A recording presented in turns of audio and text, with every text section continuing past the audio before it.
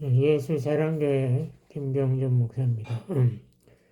오늘은 무속신앙과 기독교라는 제목으로 말씀을 드리겠습니다. 저번 주일에 제가 에베소 5장에서 지금 시대가 악하다라는 말씀을 가지고 이 다원시대, 이 후현대주의라고 포스모더니즘이라고 지금 시대가 절대적인 어떤 그 진리, 신앙 이런 것을 인정하지 않는 시대입니다. 그러니까 모든 종교가 다 동등하다 뭐 이런 식으로. 그래서 특별히 또 인도에서 나온 힌두교가 굉장히 영향을 미치고 있는 시대죠. 그 힌두교에서 뉴 에이지 무브먼트라고 해서 거기에 또 다른 음악이 또 아주 유행하고 있는 뭐 그런 시대죠. 그래서 오늘은 또 지금 시대가 문제가 있는 게 이 힌두이즘하고 이 무속신앙하고 우리 기독교에 많은 영향을 미치기 때문에 제가 말씀을 드리겠습니다. 무속신앙의 배경을 우선 설명하면 영어로 이게 샤머니즘인데요. 샤먼이라는 게 바로 한국말로 무당이 되겠습니다. 그래서 무당이 신접해가지고 신을 접해서 귀신들의 도움을 받는다 이렇게 주장하죠. 그래서 무당의 혼이 자기 몸을 떠나서 귀신 세계에서 초능력을 받는다. 그러니까 예언도 하고 치유도 하고 화와 복을 주관하기도 하고 이렇게 한다는 거죠. 근데 샤머니즘하고 또 비슷한 게 애니미즘, 정령신앙이라는 게 있습니다. 이거는 이 범신론에서 나온 건데요. 나무나 돌이 나서 또 특별한 장소나 동물 이런 것에 전부 초능력을 가진 영이 있다. 이렇게 믿고 있고, 사실 힌두교나 불교나 다 이 범신론하고 통합니다. 불교에서도 동물을 못 죽이게 돼 있고, 힌두교도 마찬가지죠. 그게 다 범신론의 영향이죠. 그래서 이 사물에 정령이 들어있다고 믿고, 정령이라는 게 바로 귀신 이런 걸 이야기하는 건데요. 우리 한국도 삼국유사에 보면 고조선이라는 게 출발한 게 바로 이 정령신앙에서 출발했다고 이렇게 이야기가 나옵니다. 그래서 한국에 처음에 곰이 마늘과 쑥을 20일인가 먹어가지고 여자가 되었다. 사람이 되었다. 그래서 옥녀가 하늘에서 왔다 하는 것은 이제 외부 세력, 침입 세력, 왕, 환웅과 결혼해가지고 당군을 낳아서 당군이 당군 조선을 처음에 세웠다. 이런 식으로 삼국유사는 말하고 있습니다. 그러니까 이게 다 애니미즘하고 통하는 거죠. 샤머니즘의 특징은 이 윤리나 도덕 이런 데에 아무 말이 없어요. 관심이 없다 이거죠. 그래서 현세의 욕망, 이 소원성취 이런 것을 다시 말해 기복을 중요시 여기고 무당이 귀신들에게 구판을 제공해서 귀신들의 도움으로 이 기복 소원을 성취한다는 게 샤머니즘의 주장입니다. 근데 한국에 보면은 이 북쪽에서 온 무당은 강신무라 그래요. 그래서 이 사람들이 이제 자라다가 주로 여인들이 많이 걸리는데 무병이라는 거, 정신병 일종이라고도 하시고 무병에 걸리면은 그 다음에 내림 구슬을 해야 된다는 거죠. 그 구판을 벌려가지고 이 신령, 그 하늘과 땅의 그 영, 그 귀신을 몸에 주신으로 모시게 되고 이 사람들이 무당이 된다는 거죠. 근데 남쪽에서는 세선무라고 그래요, 무당을. 그 집안에 누가 무당이 있으면은 그 인척 관계가 있는 사람, 그러니까 조카라든가 이런 사람들이 또 이 귀신을 접촉해서 또 귀신을 자기 모시고 살아가지고 무당이 된다, 이렇게 주장하고 있습니다. 이 무당이라는 게 이 성경에도 나와요. 구약에 보면 신명기 18장 9절에 14절에 보면은 이 신접한 자들이 점을 친다. 이걸 복술자라고 부르고 또 주문을 한다. 주문한다는 것은 이 술법을 쓸 때에 이 짧은 말을 되풀이하는 거 있죠. 그런 것을 주문이라고 합니다. 이 주문한 자를 진언자라고 성경에서 부르고 있고, 남자 무당을 박수라라고 부른다고 이렇게 되어 있고, 또 보면은 죽은 영을 부르는 초혼자라고 부르는 죽은 영을 부른다. 그래서 이제 성경에도 보면은 사울이 죽기 전에 그 어떤 여자를 찾아가지고 죽은 사무엘의 영을 만나 대화를 하지 않습니까? 뭐 그런 것들 다 이 성경에서는 하나님 싫어하니까 다 쫓아내라 뭐 이렇게 나오고, 신약 성경에도 사도행전 16장에 보면 바울이 빌립보에 가서 전도할 때에 한 소녀가 이 귀신이 들려가지고 이게 예언의 능이 있어가지고 바울을 보고 하나님의 그 중요한 사람이 왔다 뭐 떠드니까 바울이 그 여자를 구해주려고 귀신을 쫓아냈어요. 그래가지고 그 주인이 자기 돈벌이 하는데 이제 그 여자가 더 이상 예언을 못하니까 바울을 감옥에 쳐넣었지 않습니까? 그래서 감옥에서 지진이 나가지고 간수가 회개하고 뭐 이런 빌립보 교회를 개쳐 이런 이야기가 나오죠. 한국의 이 무속신앙은 그럼 어떤 특징이 있는가? 한국에는 옛날부터 이 외부 종교가 들어왔습니다.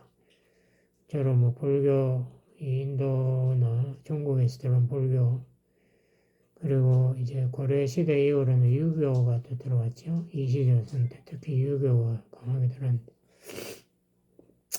이런 종교들이 다 무속신앙의 기복사상의 이 혼합이 우리가 우리말로 하면 짬뽕이 됐습니다. 그래서 불교에도 보면 천도제를 드린다는 게 이게 구판을 벌린 중리 스님이 구판을 벌린 천도제 뭐 이런 것도 있고, 그리고 연초에 보면은 요새도 뭐 그런 게 토정비결 본다고 복채 돈을 내고 토정비결을 하고 뭐 이런 사람들 많이 볼 수 있죠. 특히 1960년대 이후에 박 대통령이 이제 잘 살아 보세요 운동을 하는 것과 이 무속신앙, 기복신앙이 어울려가지고 기독교에도 그런 요소가 많이 들어왔어요. 그래서 이제 뭐 예수 잘 믿고 헌금 잘하면 복 받는다. 그래서 이제 그런 거를 가르치는 부흥회가 아주 유행하고 기도원 운동 해가지고 이제 병 치유하기도 하고 예언도 하고 뭐 그런 것들이 굉장히 많이 유행했고, 지금 많이 이제 없어졌지만 아직도 그런 운동들을 하는 사람들 꽤 있어요. 이 무속신앙은 우리 기독교는 본래 성경의 그 객관적이고 윤리적, 도덕적 진리, 그거를 깨달아서 그 말씀대로 살아서 이제 예수님을 닮아가는 것이 주 가르침인데, 샤머니즘의 기복신앙은 하나님의 축복을 강조합니다. 그러니까 이게 하나님 원래 귀신을 하나님 바꿔가지고 하나님 축복으로 그러니까 목사가 뭐 무당의 역할을 하는 것처럼 목사가 뭐 신령하다 어쩌다 그 사람에서 목사가 치유 능력이 있다 없다 이런 걸로 뭐 교회가 부흥하고 안 하고 뭐 이러죠. 제가 옛날에 플래시나 다니까 교회 부흥하려면은 무조건 안수기도를 시작하라고 그 교수님이 그렇게 또 주장하더라고. 병 고쳤다는 소문만 나면 부흥한다. 이런 것은 치유된 그 주관적 체험이 성경 말씀부터 중요해요.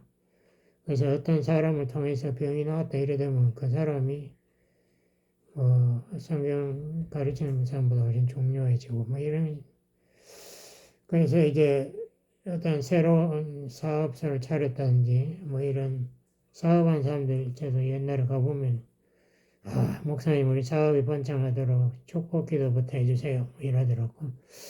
그럴 때 제가 상당히 찝찝했어요. 이게 뭐, 목사가 무당인가? 뭐 내가 기도해야 축복해서 번창하나? 물론 목사가 사업을 위해서 늘 기도하지만, 그 사람이 요구하는 그 의도는 좀 다른 것 같아요. 그래, 한국에서 신문에도 그때 났지 않습니까? 이 대학 시험 한 석 달 전부터는 이 새벽 기도에 사람들이 평소에 한 10배씩 나온 그 기도를 해야 이 학생이 대학 시험에 합격한다고. 이런 것들은 다 이게 하나님께 내가 뭔가 정성을 잘 보여가지고 하나님의 축복을 받겠다는 그 무속신앙적인 영향을 그대로 기독교에서 나타내고 있습니다. 그래서 하나님은 내 뜻을 위한 요술방망이라는 식으로 하나님을 잘 보여가지고 헌금을 많이 해서 하나님 나에게 복을 내려야 된다. 뭐 헌금 많이 한다는 게 나쁘다는 게 아니라 그 의도가 잘못되면 안 된다. 그래서 우리가 기도할 때도 내 뜻하고 하나님의 뜻을 구분할 수 있어야 돼요. 이건 내 뜻이다 하나님 뜻이고 내 뜻대로 하나님이 복을 내려주셔야 된다는 뭐 그런 떼쓰는 기도는 무속신앙적인 기도죠. 그거 옳지 않아요. 예수님도 그랬잖아요. 내 뜻대로 마시고 하나님 뜻대로 아버지 뜻대로 하세요. 우리 기독교의 기도는 그렇게 해야 돼요. 무속신앙의 이 한계성을 제가 말씀드리고 있는데 우리 기독교는 본래 이 죄회개가 중요합니다. 회개해서 하나님 뜻을 깨닫는 대로 내가 하나님 앞에 자백하고 용서받고 내가 하나님의 뜻에 순종하고 이제 잘못했을 때 심판받고 뭐 이런 영생의 차원 그 위해서 믿음으로 예수님을 믿음으로 살아야 된다. 뭐 이런 강조되지 않고 요새는 설교가 사랑과 섬김 뭐 이런 거뭐 뒤다 강조해버리고 위로 뭐 이런 거만 강조 우리가 말씀에 대한 깨달음, 순종 그리고 옛날에는 부흥회보다도 사경회를 많이 했죠. 말씀 공부식에 집회를 많이 했는데 지금은 그런 거 없어져 버렸죠. 지금 뭐 부흥회도 별로 안 하지만 하여튼 뭐 강조점이 많이 바뀌었습니다. 이러한 것이 다 이 현대 시대에 이 힌두교의 영향 혹은 불교의 영향이 아닌가 싶은데요. 힌두교에서 가장 강조하는 게 자아를 굉장히 강조합니다. 자아 성취. 자아를 아트만이라고 해가지고 이 힌두교에서는 제가 힌두교 교수 강의를 한번 들어봤는데요.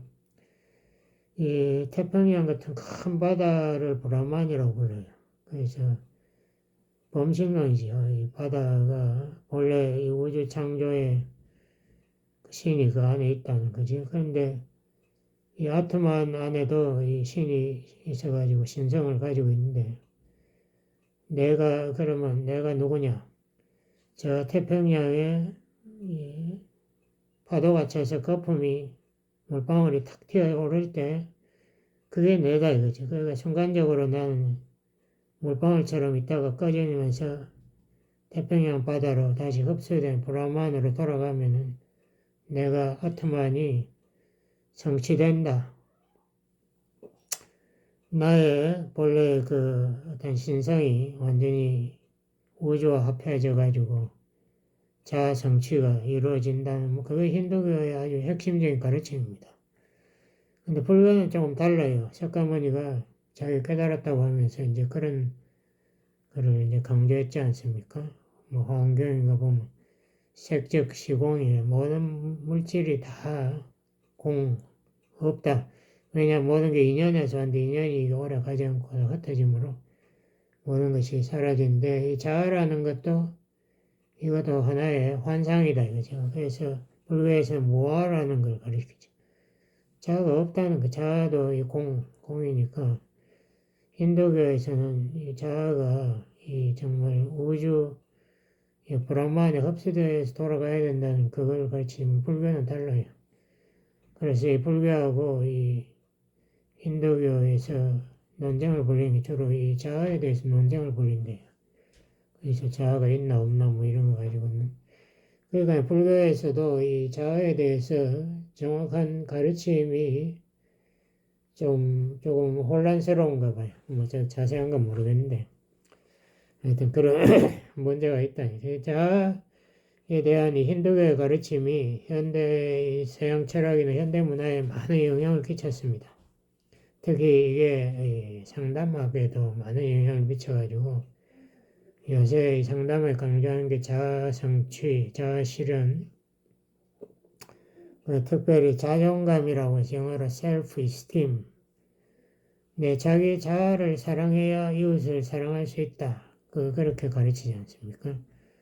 그런데 예수님이 그렇게 가르친 적 없어요. 내 이웃을 내 몸같이 사랑하라는 것이 자아를 사랑하라는 게 아니죠. 사람이 자동적으로 자기밖에 모르는 그런 사람의 그 성품을 비유해가지고 그렇게 니를 사랑하는 것보다 이웃을 사랑하라는 거지. 어떻게 자기를 최고로 사랑하고 이웃도 그렇게 사랑하냐? 그건 아니죠. 예수님이 그렇게 자기를 사랑했으면 자기를 종으로 인간의 모습으로 올리도록 십자가에 자기를 속죄 제물로 바칠 수도 없지도 않죠. 성경하고 다른 예수님이 자기 따라오려는 제자들이 되려면은 나를 따라오려면은 자아를 부인하고라고 분명히 몇 번이고 강조했습니다.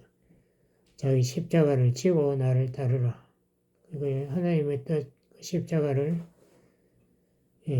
자아를 부인하는데 순종하여 그것 하나님 뜻을 성취하라는 뭐 그런 가르침이 기독교의 핵심인데요. 이게 서양 철학에서 결국 현대 문화에 들어오면서 제가 말씀드렸지 않습니까? 계몽주의. 그러니까 하나님 대신에 인간의 이성, 자아의 이성을 그 자리에 앉히는 게 계몽주의. 그래서 이게 자아를 굉장히 하나님 모시듯이 모시니까 이 미국이 문화가 완전히 개인주의, 세계에서 이렇게 개인주의 강한 나라 없어요. 제가 공부해보니까. 미국은 자아를 완전히 우상으로 섬기는 나라입니다. 그러니까 내가 어린아이 때부터 뭐 네가 원하는 게 뭐냐 그걸 자꾸 묻더라고. 네 뜻대로 네가 소원하는 것을 하라. 그러니까 그게 뭐 꼭 자기가 원하지 않아도 인류 많은 사람의 그 행복과 이익을 위해서 내가 섬기겠다, 성공을 희생하겠다 이런 생각이 없어요. 그냥 내가 원하는 그거 성취해가지고 나의 만족을 성취하겠다. 개인주의가 미국에 너무 강해. 그래가지고 제가 대학생들도 토론하는 데 보니까 세금을 왜 이렇게 많이 바치느냐. 세금 거기서 사회하는 사람 세금을 모아가지고 어려운 사람들, 이 능력 없는 사람들 도와주는 거 좋은 거 아니냐 이러니까 아니래. 내가 내 자신을 위해서 열심히 일한 돈을 왜 국가에 갖다 바치느냐고. 그거 뭐 프린스턴 뭐 이런 좋은 대학 나온 학생들이 다 그렇게 주장하더라고요. 그 미국 개인주의가 아주 강해. 틀린 거죠. 개인 우상을 섬긴 나라예요. 그러니까 이 후현대주의에서는 다원주의니까 이 감정을 중요시한다고요. 저희 자아의 이성보다 자아의 감성을 숭배해가지고 모든 주장은 다 옳다. 기독교는 아주 자기 자신만 옳다고 하는 그 잘못된 주장을 한다고 뭐 그렇게 공격을 하죠. 그래서 이게 현대 문화, 현대 철학이 이 기독교에도 아주 방해가 되는 존재입니다. 힌두교하고 다 결부되어 있어요. 그리고 우리 목사님들이 설교할 때도 성경 해석 위주로 하면은 교인들이 싫어한다는 말 많이 들었어요. 성경 가르치려면 설교를 20분 안에 하세요. 짧게 할수록 좋아요. 뭐 이렇게 자꾸 지가 뭔데. 그런 사람들 너무 많아. 그리고 예화를 많이 넣어서 교인들 재밌게 해야지. 딱딱한 그 교리식 설교 하지 말았고, 뭐 이렇게 자꾸 뭐, 무슨 신학을 공부한 사람도 아닌 사람들이 그런 충고를 좀 많이 들었어요. 이게 정말 본래 성경의 뜻은 하나님의 뜻, 그 섭리를 깨닫는 게 중요하거든요. 그리고 하나님의 공의, 그 거룩과 사랑, 이것을 우리가 깨달아서 그렇게 살아야 되고, 하나님의 나라 주권, 이런 것을 우리가 깨달아서 거기 순종하는 그게 우리 기독교 핵심이. 이 세상에 살려면, 한 뜻대로 살려면은 사탄이 핍박을 해서 우리 고난받고 우리가 십자가를 져야 된다. 이게 기독교의 핵심적인 가르침인데도 오히려 넓은 사람들이 다 성공해야 되고 뭐 건강해야 되고 뭐 이거 삼박자 조영기 목사님의 삼박자 축복권 이런 거 가르치고 그것도 요한 3서 2절에서 나온대요. 그것도 3절 4절 그 다음에 읽어보면은 요한이 강조하는 것은 너희들이 진리에 거하는 그것이 자기에게 가장 귀하고 기쁘다고 이런다고. 그래서 문맥을 싹 버려버리고 2절만 콱 강조해버리면은 그게 성경을 비틀어버리는 거죠. 그래서 뭐 네가 건강하고 성공하면 하나님 기뻐한다. 그런 게 성경에 어딨어요. 그런 식으로 문맥을 비트는 게 이단이죠. 뭐 조영기 목사님 가르치는 그 삼박자 축복론도 사이비로 인정되어 있습니다. 제가 플러신학교에서 공부를 했지만 그 교회 성장학을 굉장히 강조하는데요. 교회 성장학의 핵심을 제가 가만히 들어보니까 이 felt need라는 게 있어요. feeling, 감정, 그 과거 분사 felt입니까? 느낀 필요, 느낀 요구. 그러니까 사람들이 기분 감정적으로 요구하는 그거를 해줘야 교회가 성장하는데 이게 교회 성장의 핵심입니다. 그래서 가령 제가 예를 들면은 음식 felt need는 뭘까요? 달콤하고 맛있는 뭐 초콜릿 이런 게 설탕 덩어리 이런 게 맛있는 음식이겠죠. 그거 주면 사람 좋아한다는 게. 근데 그 반면에 진짜 필요, real need는 건강하고 사람이 몸무게를 줄이고 이런 건강식이 중요한 거죠. 예? 단백질 많이 먹고 탄산,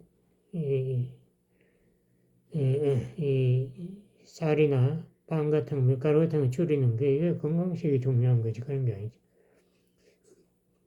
우리 한국 사람들 유행을 얼마나 잘 따라갑니까? 한 90%가 유행한다면 다 따라가요. 거기에 반해서 우리가 정말 사회가 제대로 성장하려면은 자기의 어떤 신념이 있어야 되고 그 믿음, 신념을 따라서 꾸준히 정직하게 좌로 우로 치우치지 않고 이 말씀대로 살아 이게 바로 되는 거죠. 그런데 이게 신학교에서 felt need만 이따 가르쳐 욕심 그것만 가르치는 게 이게 정말 문제가 심각합니다. 제가 생각에는 이게 정말 신학교도 이래가지고 정말 이게 하나님 말씀 가르친다고 이야기할 수 있을까요? 이 예수님이 오셨을 때에 사탄이 예수님 그 사역 시작할 때 사탄이 시험을 탁 하지 않습니까? 근데 사탄의 시험은 요한일서 2장 16절에 보면은 이 세 가지로 구분해서 이야기합니다. 너희들이 세상을 사랑하면 아버지 하나님의 사랑이 그 속에 있지 아니하니 요한일서 2장 16절인데요. 이는 세상에 있는 모든 것이 육신의 정욕이라는 몸의 정욕이 아니고 우리 몸에 있는 죄의 성품의 정욕, 욕심. 그리고 안목의 정욕. 안목이란 건 눈에 보이는 거. 견물생심이라고 보면은 그게 욕심이 나요. 그래서 백문이 불여일견이라고 하죠. 100번 듣는 것보다 한 번 보는 게 더 머리에 콱 박히는. 사람이 뭐를 보면요. 그게 우리 머릿속에 온갖 상상력을 극대화시킨대요. 그게 굉장히 해로운 거죠. 이 안목의 정욕, 그리고 이성의 자랑, 이 사람 살 때 서로 간에 경쟁하고 서로 과시하고 서로 인정받으려고 하는 그거. 그의 자존심을 그렇게 중요하게 여기는 거예요. 사람들한테 자기가 인정받아야 된다는 거지. 그거를 위해서 막 싸우고 미워하고 이렇게 하는 거예요. 그게 다 아버지께로 온 것이 아니요, 세상으로 쫓아온 것이라 사탄의 가르침이다. 예수님이 40일 굶주리고 기도하니까 누가복음 4장 오늘 본문인데 거기 뭐 쉬운 관계선 제가 다 읽지는 않겠습니다. 그 사탄이 처음에 와가지고 여기 돌덩어리 많은데 이 돌덩어리 전부 다 당신 메시아인데 떡덩이로 다 바꿔보라. 응? 그러면은 뭐 당신이 십자가 질 필요가 뭐 있나? 이 떡 문제를 해결하면은 사람들이 당신을 메시아로 섬길 거다. 제가 옛날에 김대중 그 대통령 그분이 대통령 되기 전에 그런 말을 하더라고. 그거 실수지. 그 사람들한테 이 인기를 끌려면은 사람들은 배 부르고 등 따뜻한 거 원한다고 이렇게 잤더라고. 배 부르고 등 따뜻한 거 원하는 거는 우리 집에 고양이도 보니까 다 똑같더라고. 사람이 동물인가? 배 부르고 등 따뜻한 것만 원하게. 그러니까 이게 사탄의 이 미끼죠. 그러니까 예수님이 대답하지 않습니까? 떡만으로 사람이 사는 게 아니다. 오히려 하나님의 말씀을 매일 먹어야 된다. 우리 영의 양식을 우리가 먹어야 그게 더 중요하지. 떡덩어리만 먹고 사람이 동물이 아니다. 그 다음에 사탄이 두 번째 시험할 때 천하 만국의 권세와 영광을 보였다. 그 높은 산에 올라가가지고 온 세상에 역사적으로 모든 화려한 나라들 영광을 다 보여주면서 내한테 잘하면 내가 이거 니한테 다 물려줄게. 네가 내 후계자다. 이런 말을 하니까 예수님이 사탄을 꾸짖지 않습니까? 하나님 한 분에게만 경배하고 섬겨야 한다. 네가 그런 식으로 이어간다고 내가 니한테 잘하지 않는다. 그래서 사탄이 또 포기하지 않고 세 번째 시험을 하죠. 시편 그거를 응용해가지고 네가 아무리 어려움에 가더라도 하나님이 천사들을 보내서 네 발을 다치지 않게 보호할 것이다. 뭐 이렇게 또 하나님 말씀을 비틀어가지고 그 본문을 잘 문맥을 읽어보면 하나님 말씀을 잘 따를 때 하나님께서 지켜주신다는 거지. 그 하나님 불순종하는데 하나님이 뭐 달라고 지켜줍니까? 그런 건 아니. 하나님 오히려 벌을 징벌을 하는 거지. 그래서 예수님을 성전 꼭대기에 데려다 놓고 네가 여기서 뛰어내리면은 온 이스라엘 사람들이 하나님이 거하시는 이 성전 꼭대기에서 기적을 행하니까 너를 메시아로 존경할 거다. 그러니까 너의 그 능력을 사람들 앞에 이렇게 과시하는 최선의 길이 바로 여기 뛰어내리는 거다라고 유혹을 합니다. 그러니까 예수님이 또 굳이 사탄을 하나님을 시험하지 마라. 하나님을 말씀을 비틀어 가지고 하나님 내가 하나님 뜻대로 안 하고 내 생각대로 머리를 굴려가지고 이렇게 뛰어내려도 하나님 나를 지켜주세요. 이건 완전히 하나님의 성품에 어긋나는 거고 하나님 인격을 못 오가는 거지. 그리고 예수님이 하나님 시험하지 말라고 사탄을 꾸짖어서 쫓아내지 않습니까? 우리가 이 무속신앙이 사탄의 유혹과 똑같은 거예요. 다 이 기복적인 거. 십자가를 피하고 넓은 길로 가겠다고 유행을 따라가는 사람들. 그 한국 기독교가 이 세계에서 큰 교회 많은 나라가 한국이 최고 많더라고. 이 큰 교회만 몰려가는 것이 다 예수님의 말, 큰 길로 가지 말고 좁은 길로 가라는 걸 그 정면으로 거부하고 이 사탄의 길로 따라가는, 뭐 그 큰 교회 간다면 사탄의 길은 아니지만 유행을 따라가는 것은 사탄의 길입니다. 우리가 그러한 잘못을 범치 말아야 돼. 정말 예수님 따라가는 길 좁은 길이고 십자가의 길이고 어려운 길이.